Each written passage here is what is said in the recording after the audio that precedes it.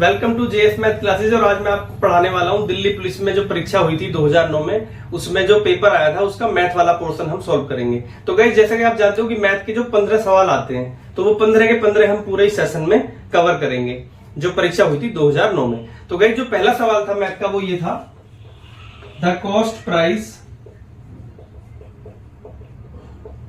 Of 12 articles is equal to the selling price of 9 articles। तो हमें बताना था what is the gain percentage. और गाइस ऑप्शन इसके थे 25, 30, 33.3, 66.7। ये आपके चार ऑप्शन दिए हुए थे। तो गाइज ये हिंदी में समझ लीजिए, the cost price of 12 articles, 12 वस्तुओं का क्रय मूल्य is equal to the selling price of 9 articles, 9 वस्तुओं के विक्रय मूल्य के बराबर है। तो आपको कितने प्रतिशत का लाभ होगा। तो गाइज इस सवाल को करने से पहले मैं एक छोटी सी चीज बताऊंगा कि यहाँ पे कॉस्ट प्राइस जो टर्म यूज हुई ये क्या होती है, और दूसरी चीज गाइस सेलिंग प्राइस क्या होता है। तो गाइस सपोज करो मैं एक दुकानदार हूं, मेरे पास में एक दुकान है स्टेशनरी की, और मैं ये पेन बेचने का कारोबार है मेरा। तो मैं गाइस पीछे से जितने रुपए में ये पेन खरीद के ला रहा हूं वो होगा इसका सीपी यानी कॉस्ट प्राइस, हिंदी में बोलते हैं क्रय मूल्य। और आगे मैं अपने जो कस्टमर मेरे पास आएंगे इसे खरीदने के लिए, उनको जो बेचूंगा मैं जिस कीमत में, वो होगा इसका सेलिंग प्राइस यानी कि विक्रय मूल्य। तो गाइस इसी का हम यूज करेंगे। देखो जैसे गाइस इसमें दे रखा है कि कॉस्ट प्राइस ऑफ 12 आर्टिकल्स यानी कि 12 वस्तुओं का cost price is equal to selling price of 9 articles, 9 का एसपी के बराबर है। ये आपकी इक्वेशन बनेगी इसमें। तो आप देखोगे गाइस आप रेशियो ले लोगे, आप कॉस्ट प्राइस का रेशियो सेलिंग प्राइस से लोगे तो यहां पे guys 9 as it is, upon में ये 12 अपॉन में आ जाएगा। और आपने जब इन दोनों का रेशियो लोगे तो 3 दोनों में कॉमन है, तो 3 3 जा 9, 3 4 जा 12। तो आपने देखा गाइस अब यहाँ पे एक नई चीज बन के आ गई कि अगर किसी चीज का क्रय मूल्य 3 रुपए है, यानी कि आप अगर किसी चीज को 3 रुपए में खरीद के ला रहे हो और 4 रुपए में उसको बेच रहे हो, तो आपको जो गेन हो रहा है, आपको जो प्राप्त हो रहा है या आपको जो प्रॉफिट हो रहा है वो गाइस 1 यूनिट का हो रहा है। 1 यूनिट का आपको प्रॉफिट हो रहा है। तो गाइस ये 1 यूनिट का प्रॉफिट हो कितने पर रहा है, हम हमेशा जो लाभ या हानि कंसीडर करते हैं वो करते हैं कॉस्ट प्राइस पे। तो गाइस कॉस्ट प्राइस है 3 यूनिट, तो 1 यूनिट 3 यूनिट का कितना प्रतिशत है, तो ये निकालने के लिए आप 100 से मल्टीप्लाई करेंगे और इसको सॉल्व करेंगे तो गाइस आपका आंसर आ जाएगा 33.3%, यानी ये वाला जो ऑप्शन होगा वो होगा राइट ऑप्शन। तो गाइस बढ़ते हैं अगले सवाल की तरफ। तो गाइस ये जो क्वेश्चन था नेक्स्ट ये था the average of 4 hours 30 minutes and 42 second is. और गाइस जो इसमें ऑप्शन दे रखे थे ना वो आपके सारे सेकंड में थे यूनिट। तो आप जो इसका सॉल्यूशन करोगे, सॉल्यूशन से पहले एक छोटी सी चीज जान लो कि एवरेज हम निकालते कैसे हैं। एवरेज मतलब औसत। तो गाइस औसत के लिए हम एक फॉर्मूला यूज करते हैं, sum of all given observations upon number of observations. तो गाइस ये ऑब्जर्वेशन क्या होता है, ये डाटा होता है कि कितना डाटा है। तो गाइस जैसे अगर मैं इस सवाल की बात करूं, हमें अगर इसका यूज यहां पे करना है, सॉल्यूशन आप यहां देख लो कि यहां पे जो डाटा दे रखा है ना, पहला है 4 घंटे, दूसरा है 30 मिनट्स और तीसरा डाटा है 42 सेकेंड। तो आप अगर इनका एवरेज निकालोगे तो ये फॉर्मूला आप यूज करोगे, औसत। औसत बराबर होता है सम ऑफ ऑल गिवन ऑब्जर्वेशन। तो आप इन सबको जोड़ दोगे ऊपर, यानी 4 घंटे प्लस 30 मिनट्स प्लस 42 सेकेंड, और नीचे होता है नंबर ऑफ ऑब्जर्वेशन। तो नंबर कितना गाइस 1 2 3, तो 3 से आप डिवाइड कर दोगे। लेकिन यहाँ पे जो एवरेज है ना, एवरेज निकालते समय आपको ये ध्यान रखना है कि इनकी यूनिट आपको सेम बनानी है गाइस। और जैसा आप देख रहे हो कि आपका जो जब भी कभी ऐसे कॉम्पिटेटिव एग्जाम में आप दे रहे हो तो आपको ध्यान रखना है कि जो ऑप्शन है उस पर भी एक तुम्हारी नजर होनी चाहिए, उस पर सरसरी नजर मारो कि ऑप्शन हमारे क्या क्या दिए गए। तो गाइज आप देखोगे 4 घंटे को आपको सेकंड बनाना पड़ेगा, तो 4 में आप मल्टीप्लाई करोगे 3600 से, क्योंकि आपको पता है एक दिन में कितने होते हैं। आपको ये पता होना चाहिए कि अगर हमें घंटे को सेकंड बनाना है तो कैसे बनाएंगे, तो आप घंटे में क्या करोगे 3600 से मल्टीप्लाई कर दोगे, सेकंड बन जाएंगे। ऐसे ही आप 30 मिनट्स को जब चेंज करोगे तो 30 में मल्टीप्लाई करोगे 60 से, और ये ऑलरेडी आपके सेकंड में ही है। अब आप क्या करोगे, इंडिविजुअल को 3 से डिवाइड कर दो, 3 से कटेगा इस 1200 टाइम, 3 से ये कटेगा 10, 10 आ जाएगा, और जब इसको डिवाइड करोगे तो आ जाएगा 14। अब आपने देखा डाटा क्या हो गया, 12 चौके 4800, 600 प्लस में 14। अब सब इनको ऐड करोगे ना, आप जब ऐड करोगे ना, चाहो तो पूरा भी ऐड कर सकते हो, लेकिन आप देखोगे कि जो यूनिट डिजिट है वो 4 आनी चाहिए। तो ऐसा कौन सा ऑप्शन है जिसमें यूनिट डिजिट 4 आ रही है, तो आपने देखा कि केवल ऐसा यही एक ऑप्शन है जिसमें यूनिट डिजिट पे 4 आ रहा है। यहाँ 8 है, यहाँ 2 है, यहाँ पे 0 है, तो हमारा राइट ऑप्शन हो जाएगा ये। वैसे भी अगर आप पूरा जोड़ना चाहो तो आपको ऑप्शन मिलने वाला है यही। तो गाइस बढ़ते हैं अगले सवाल की तरफ। तो गाइस ये जो क्वेश्चन था इसमें आपको देखना है, यहाँ बताना है, यहाँ जो वाट का निशान आ रहा है ना, ये इसको बोलते हैं वॉट क्या, तो यहाँ बताना यहाँ पे आएगा क्या, ये आपके ऑप्शन दे रखे थे। तो गाइस आपको ना अगर करनी जो बोलते हैं हिंदी में, उनकी अगर नॉलेज है तो आप इसे बहुत आसानी से कर पाओगे। तो ऐसे क्वेश्चन को करने से पहले आप थोड़ा सा ना वर्गमूल के बारे में देख लो कि वर्गमूल हम कैसे निकालते हैं, वर्गमूल या स्क्वायर रूट। तो गाइस ये निकालने के लिए आपने सुना होगा हम जोड़े से बाहर लेते हैं, जैसे कि अगर x मल्टीप्लाई x कोई नंबर दे रखा है तो आप देखोगे कि ये बाहर आके सिंपल x बन जाएगा। तो ऐसा बनता क्यों है गाइस, वर्गमूल का मतलब है कि ये जो नंबर अंदर है ना, इसकी पावर है 1/2। जैसे x की पावर 2 हो जाएगा, मल्टीप्लाई करोगे तो ऊपर जो ये वाला साइन जो है, इसका मतलब है कि इसकी पावर है 1/2, और जब इस वाले 2 की इस 2 से मल्टीप्लाई होती है तो पावर रह जाती है 1। तो हम कहते हैं कि जोड़े से बाहर आते हैं। तो ये एक सिंपल आपको मैंने बताया। अब आ जाते हैं हम इस सवाल पे। तो गाइस सबसे पहले हम 147 का क्या करेंगे, हम फैक्टर कर लेंगे, इसको ब्रेक कर लेंगे छोटे चीजों में। तो आप देखोगे जब ब्रेक करने के लिए आप इसमें पहले 2 से इसको डिवाइड करोगे, तो यहाँ पे 7 आ रहा है लास्ट में यूनिट डिजिट, तो 2 से ही डिवाइड नहीं हो रहा। तो हम देखेंगे क्या 3 से हो रहा है, 7 4 11 और 1 12। हाँ, क्योंकि 12 एक ऐसा नंबर है जो 3 से डिविजिबल है। तो हम क्या करेंगे, इसे 3 से भाग लगाएंगे, लगाओ भाग इसे, 3 चौके 12, 2 बच जाएगा 27, और 3 9 27, मल्टीप्लाई में 3। ये गाइस इसके फैक्टर हो गए, और इसको तो आप इजीली कर सकते हो 9 मल्टीप्लाई 3 इज इक्वल टू, यहाँ पे आप इसको m मान लीजिए, हमें m की वैल्यू बतानी है, m मल्टीप्लाई √3।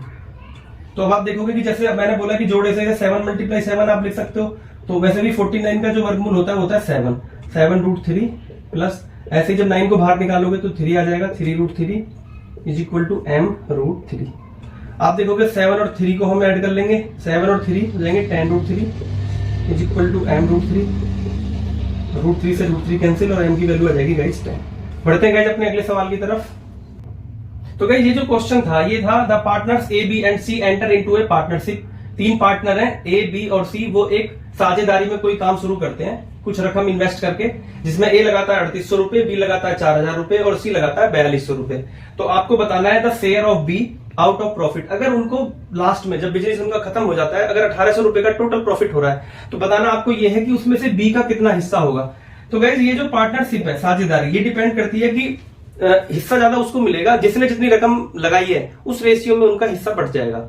जिसने ज्यादा रकम लगाई है उसको ज्यादा प्रॉफिट मिलेगा, जिसने कम रकम लगाई है उसको कम प्रॉफिट मिलेगा। दूसरा डिपेंड करता है कि इस आदमी ने कितने समय के लिए रकम लगाई है। तो अगर आप इस पर्टिकुलर सवाल की बात करें तो इसमें आपने देखा कहीं भी टाइम का कोई जिक्र नहीं है, तो हम ये मान के चलेंगे कि तीनों ने सेम समय के लिए अपना पैसा इन्वेस्ट किया है। तो गाइज ए ने पैसा लगाया है 3800 रुपए, बी ने लगाए हैं 4000 रुपए,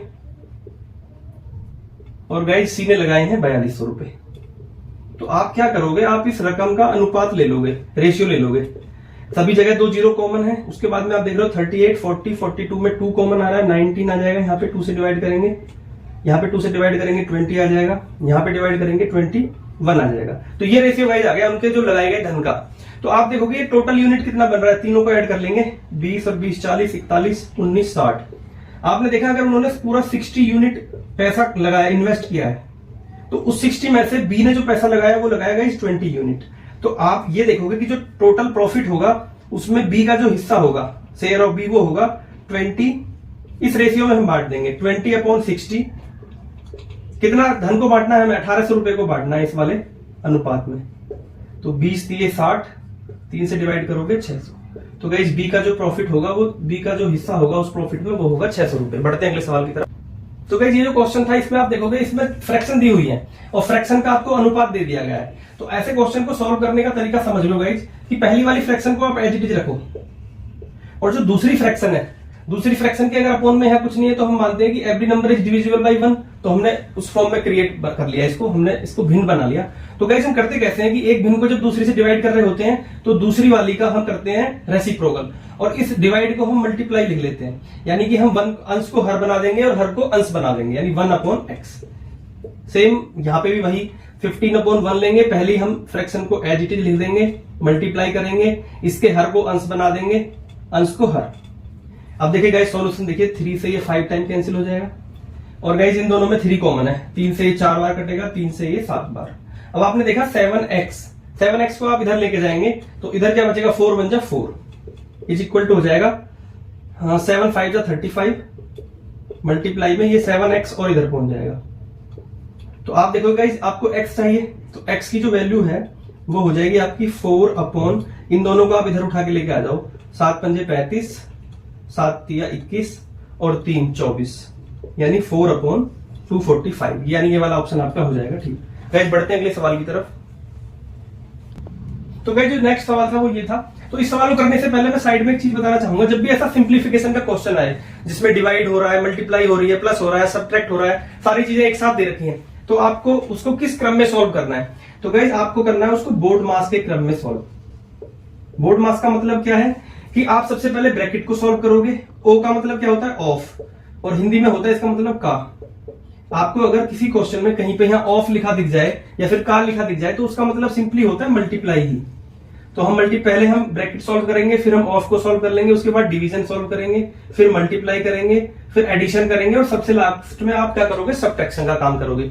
तो अब इसी चीज को यहाँ पे अगर अप्लाई करें तो सबसे पहले आप ब्रैकेट को सॉल्व करोगे, तो इन दोनों को ऐड करना है, 700 हो जाएगा गाइस। फिर अगला वाला ब्रैकेट ये है, बीच में 4 से मल्टीप्लाई हो रही है और 3 और 2 5 हो जाएगा, तो 5 चौके 20 हो जाएगा गाइस। फिर आप इसकी मल्टीप्लाई इसमें 7 दूनी 14, यानी कि 14,000 आपका ऑप्शन हो जाएगा राइट ऑप्शन। गाइस बढ़ते हैं। तो गाइस ये जो नेक्स्ट क्वेश्चन है ध्यान से देखो आप, 1642 गुणा 1642 माइनस 442 गुणा 442, यानी कि सेम नंबर की मल्टीप्लाई हो रही है और नीचे भी ये दोनों ये सेम ही नंबर यूज हुए हैं। अगर आप देखोगे तो आप इसे ध्यान से देखो, ये गाइस फॉर्म बन रही है ए स्क्वायर की, माइनस यहाँ पे है ही, और ये सेम नंबर बन रहा है बी स्क्वायर, यानी कि मैं कह सकता हूं कि ए की वैल्यू है 1642 और बी की वैल्यू है 442। तो आप जब इनका देखोगे अलग से फॉर्म तो गाइस ये बन रहा है ए स्क्वायर माइनस बी स्क्वायर और अपोन में क्या है ए माइनस बी। तो आपको ना ये फॉर्मूला याद रखना है, ए स्क्वायर माइनस बी स्क्वायर की वैल्यू होती है ए माइनस बी इंटू में ए प्लस बी। जब आप इन दोनों की ब्रैकेट्स की मल्टीप्लाई करोगे तो आपको यही रिजल्ट मिल जाएगा, ए स्क्वायर माइनस बी स्क्वायर। अब आप देखो ए माइनस बी से ए माइनस बी कैंसिल आउट हो जाएगा, तो आपका आंसर आ जाएगा ए प्लस बी। तो यानी ए प्लस बी का मतलब क्या है गाइस, ए प्लस बी का मतलब है आप इन दोनों को ऐड कर लो, 1642 को ऐड कर लो आप 442 में, तो 2 और 2 4, 4 और 4 8, 16 4 20, यानी कि 2084, यानी पहला वाला ऑप्शन आपका हो जाएगा राइट ऑप्शन। बढ़ते हैं अगले सवाल की तरफ। तो गाइस अगला जो सवाल था वो था, a vessel full of water weight 16.5 kg। Guys कोई बर्तन है पानी का, वो पूरा भरा हुआ है, तो पूरा भरने के बाद जो उस बर्तन का वेट है वो टोटल है 16.5 kg, यानी 16.5 kilogram. When the vessel is 1/4 full, अगर वो बर्तन जो पानी का है अगर वो अपना 1/4 भरा हुआ है तो फिर उसका वेट हो जाता है 5.25 kg। Find the weight of empty vessel, अगर वो बर्तन खाली है, पानी उसमें नहीं है, तो उसका वेट आपको बताना होगा कितना। तो गाइस आप देखोगे बहुत ही सिंपल है, दोनों ही कंडीशन में जो यहाँ पे पहले वेट दे रखा है ना, पहले वाले वो कंडीशन में पूरा भरा हुआ है, यानी वेसल प्लस पूरा का पूरा वाटर, अगर दोनों को भरते हैं हम तो वेट है उसका 16.5 किलोग्राम। दूसरी कंडीशन में गाइस अगर वो 1/4 भरा हुआ है, वेसल तो है ही और साथ में अगर वाटर पूरा नहीं भरा हुआ, 1/4 भरा हुआ है, तो इस कंडीशन में वेट है उसका 5.25 kg। तो आप क्या करोगे, आपको बताना है कि आपको एम्प्टी वेसल का वेट कितना होगा। तो आप करोगे ये सपोज करो 2 इक्वेशन बना ली हमने, तो हम पहली इक्वेशन में से दूसरी को माइनस कर देंगे, तो आप देखोगे जो 3/4 पानी का वेट है वो आपको मिल जाएगा। जब माइनस करोगे तो ये दोनों कैंसिल हो जाएंगे, पूरे वाटर में से 1/4 वाटर गए तो 3/4 वाटर बच गया और इसका ये वेट आ जाएगा 16 में से आप 5.0 में से ये माइनस करोगे 0.25 आ जाएगा, 16 में से 5 तो 11.25। तो अब आप क्या करोगे, इसको सॉल्व कर लोगे, वाटर का पूरे का वेट आपको मिल जाएगा 3 3 9 2 22 हो गया, 3 7 21, 3 5 15, 4 से यहाँ पे मल्टीप्लाई कर लो, 4 पंजे 20, 4 सत्ते 28 और 2 30, 4 तिये 12 और 3 15। यानी कि ये जो 15.00 kg आया गाइस, ये आ गया पानी का वेट। कि अगर आप वेसल को पूरा भरते हो तो आपको 15 किलोग्राम पानी का रिक्वायरमेंट होती है। लेकिन पहली वाली कंडीशन में जब वेसल पूरा भरा हुआ है तो उसका जो टोटल वेट है वो है 16.5 kg। तो इसलिए आप कह पाओगे, अगर आप इस इक्वेशन में आप ये वैल्यू रख दोगे, वाटर की वैल्यू आप रख दो 15 kg, तो ये 15 इधर जाएगा तो माइनस कर दो इसको, तो 16.5 में से 15 माइनस करोगे तो 1.5 ये आ जाएगी आपकी इस वेसल का वेट। तो गाइस खाली अगर वेसल होगा तो होगा 1.5 kg का। बढ़ते हैं गाइस अगले सवाल की तरफ। तो गाइस ये जो क्वेश्चन था इसे करने के लिए ना आपको दशमलव का थोड़ा सा ज्ञान होना चाहिए कि डेसिमल कैसे काम करता है। तो सॉल्यूशन करने के लिए आपको क्या करोगे गाइस, ये वाला डेसिमल आप जब हटाओगे ना तो जहां पे डेसिमल है वहां पे आपको 1 लिखना है और इस डेसिमल के बाद जितने डिजिट है उतनी 0 लगा देनी है। वैसे ही काम यहां भी करना है, यानी जहां पे डेसिमल है दशमलव है वहां 1 लिखोगे, इसके बाद जितने डिजिट है 1 2 3 0 लगा दोगे। और अब ये डेसिमल हो गया खत्म, यानी ये नंबर बन गया 1602 और ये नंबर बन गया 1। 1 से पहले कितनी भी 0 लगाओ, आप किसी नंबर से पहले उनकी कोई वैल्यू नहीं होती। तो 1 की मल्टीप्लाई जब 1602 में करोगे तो आपको सेम नंबर मिल जाएगा 1602, और अपॉन में 0 कितनी मिलेंगे गाइस, 10 की पावर आप 5 लिख सकते हो या इसको 5 टाइम्स लिख सकते हो। तो अब आपको ये मिल गया आप रिजल्ट। तो गाइस अब आप यहाँ पे इसका सॉल्यूशन क्या होता है, ये आपको जितना डिवाइड हो रहा है ना 0 काउंट करो 1 2 3 4 5। तो आप क्या करोगे, पीछे से अंक गिनोगे 1 2 3 4 ये हमें 5 अंक बाद डेसिमल लगाना है, तो आप 0 ले लोगे और यहाँ पे डेसिमल लगा दोगे, तो यही आपका आंसर हो जाएगा। तो आपने देखा कि आपको ये ऑप्शन कौन सा मैच कर रहा है, यानी सेकंड ऑप्शन आपका मैच कर रहा है, तो ये आपका आंसर हो जाएगा। गाइस बढ़ते हैं अगले सवाल की तरफ। तो गाइस ये जो अगला सवाल था इसको देखेंगे। सॉल्यूशन करने से पहले ना थोड़ा सा परसेंटेज के बारे में समझ लो। जैसे गाइस आप अगर देखोगे 1/3 जो फ्रैक्शन होती है ना वो बनाती है आपका 33.33%।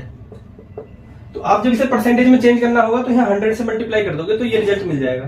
तो गाइस ऐसे ही अगर आप इस वाली चीज को देखोगे, आप अगर इन दोनों में ही 2 से दोनों तरफ मल्टीप्लाई करोगे तो ये 2/3 हो जाएगा और यहाँ पे हो जाएगा आपका 66.66%।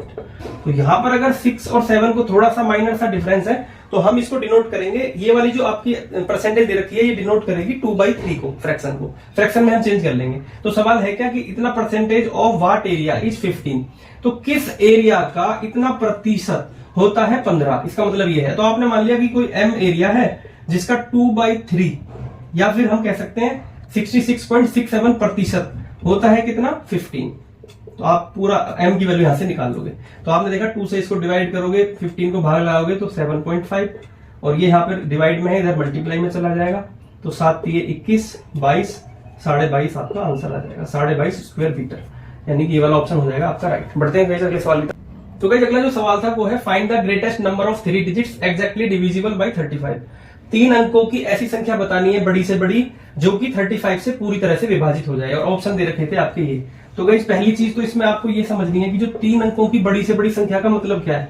तो 3 अंकों की सबसे बड़ी संख्या होती है गाइस ये, तो इसके आसपास की आपको ऐसी संख्या बतानी है जो 35 से पूरी की पूरी क्या हो जाए, विभाजित हो जाए। तो 35 से विभाजित होने के लिए जरूरी है इसके आप फैक्टर करो 5 और 7। वो नंबर ऐसा नंबर होना चाहिए जो 5 से भी डिविजिबल हो और 7 से भी डिविजिबल हो। अगर हम ऑप्शन पे एक नजर डालें तो 5 से केवल इनमें एक ये वाला ऑप्शन है जो नहीं हो सकता क्योंकि लास्ट में आ रहा है 8, ये 9 और 8 इससे डिविजिबल नहीं होगा। तो अब बचे हमारे पास 3 ऑप्शन, हम चेक करेंगे कि इनमें से 5 से तो तीनों के तीनों डिविजिबल है। अब हमें चेक करना है कि 7 से कौन सा डिविजिबल है। तो 14 सत्ते उठते हैं 98, तो ये वाला है 14 और 7 का अपना फैक्टर बन रहा है, तो ये वाला आपका ऑप्शन हो जाएगा राइट। लेकिन अब अगर इससे अगला नंबर देखना हो क्योंकि हमें बड़े से बड़ा नंबर चाहिए, तो गाइस इससे अगला नंबर होगा 987 डिविजिबल, क्योंकि आप 7 ऐड करोगे तो ही वो 7 से डिविजिबल होगा। तो अगला नंबर इसमें 987 तो है नहीं, 985 ये भी खत्म हो गया। और अगर इससे आगे बढ़ोगे 7 ऐड करके तो वो नंबर होगा गाइस आपका 994, तो वो भी नहीं है। तो इसलिए हमारा ऑप्शन 980 ही इन चारों में जो ऑप्शन दिए गए हैं उनमें से एग्जैक्टली डिविजिबल होगा 35 से ये वाला नंबर। तो गाइस बढ़ते हैं अगले सवाल की तरफ। तो गाइस देखते हैं अगले सवाल को। ये सवाल था the lowest number which went subtracted from 3000 is exactly divisible by 7, 11 and 13। तो गाइस आपको वो नंबर बताना है जो छोटे से छोटा हो और आप अगर उस नंबर को 3000 में से माइनस करो तो जो आपको रिजल्ट मिले वो डिविजिबल हो 7 से, डिविजिबल हो 11 से और 13 से, तीनों से डिविजिबल होना चाहिए। और ऑप्शन आपके दे रखे थे गाइस ये।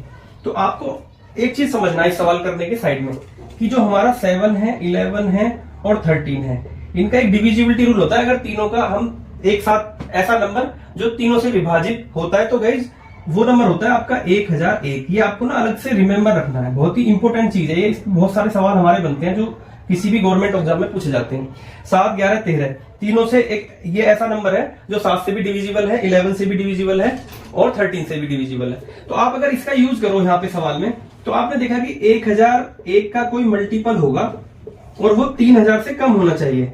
तो अगर 1001 तो खुद ही हो गया, दूसरा नंबर क्या होगा गाइस जो 1001 से डिविजिबल होगा, वो होगा इसका आप डबल कर दीजिए। तो डबल करेंगे तो आपका आ जाएगा 2002। अब तीसरा अगर हम नंबर लें तो वो क्या हो जाएगा, वो 3000 से बड़ा हो जाएगा। आप इसमें 3 की मल्टीप्लाई करो तो वो गाइस हो जाएगा 3003।